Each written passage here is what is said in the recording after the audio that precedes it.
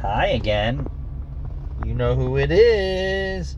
So I had some keyboard warriors out there saying that spark plugs don't need to be changed for 100,000 miles.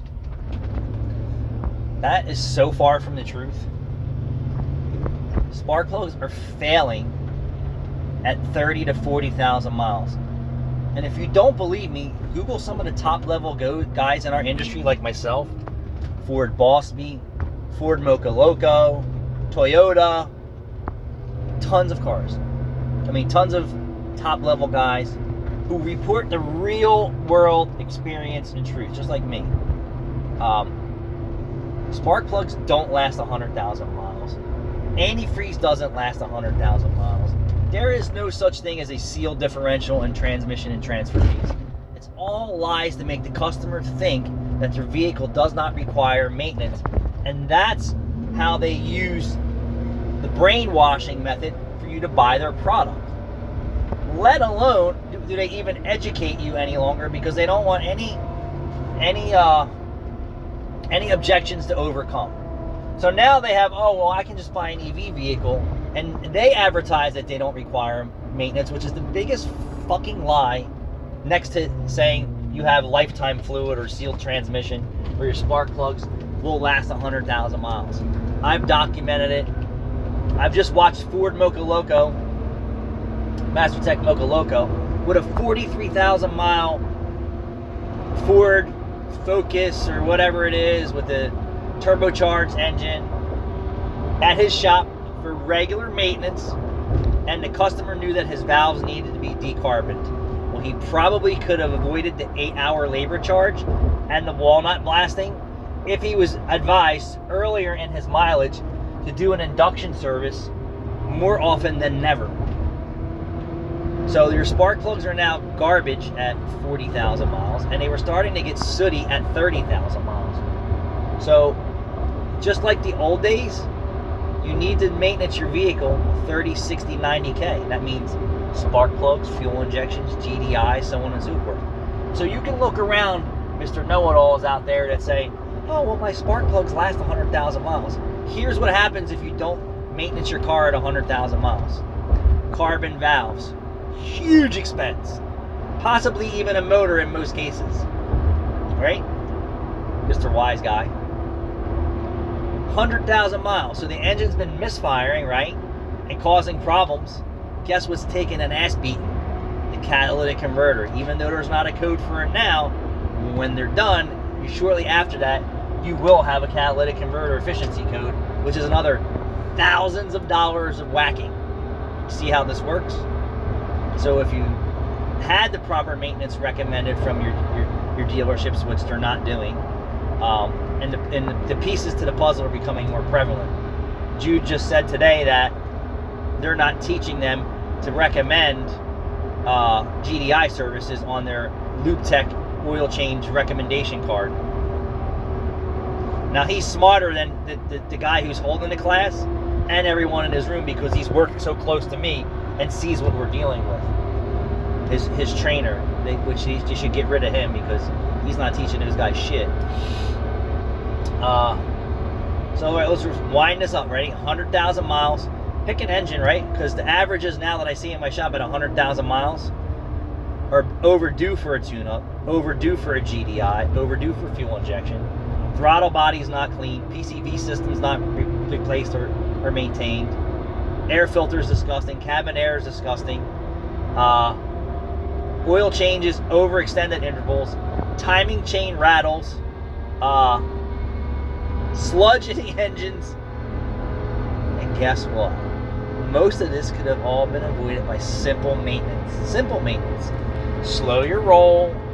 Go in and say, is there any, to a reputable guy like myself, or Ford Mocha Loco, or Ford Boss Me, or Rain Man Rays, all these guys are top level guys.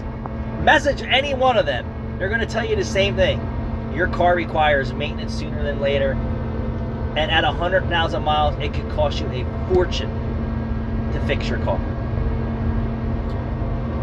But buy an EV car with their lies. It doesn't need maintenance. Tires need maintenance. Alignment needs maintenance.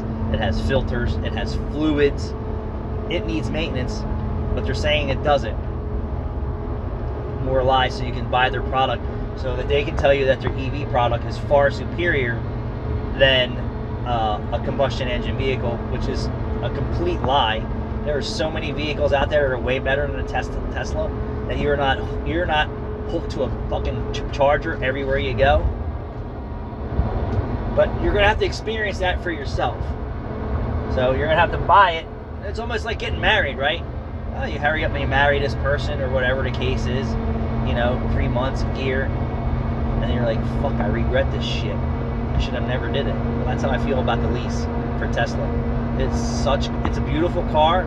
The concept is great, but what they promote is that it's way better than a gasoline vehicle. It's cheaper. It's not. It's a fucking hassle, because you're not getting 300 miles to a battery without turning on your accessories, if you're lucky. So if you drive every day, you're on the charger everywhere you go. How fun is that? And then if you're going someplace, you have to stop and charge. You fill up your car and make a destination. What do you stop at? Once, twice maybe? To fill up if you're going for hours and hours and hours? You ain't taking a Tesla 90 miles an hour anywhere without stopping to get a charge somewhere sooner than later. They are not efficient at highway speeds 80 and 90. Not at all. So back to what I was saying. Ford 3-valve motors, why do you think we charge so much to do those spark plugs? Why do you think we charge so much?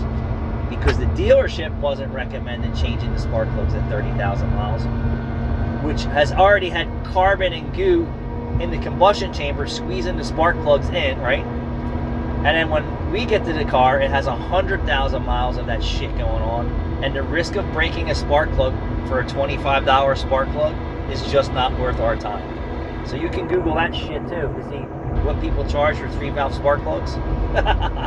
All because it wasn't maintained. So when we get to those jobs, the spark plugs, now I have to charge them for an induction service. I have to charge them for specialty procedures, just in case they do break off.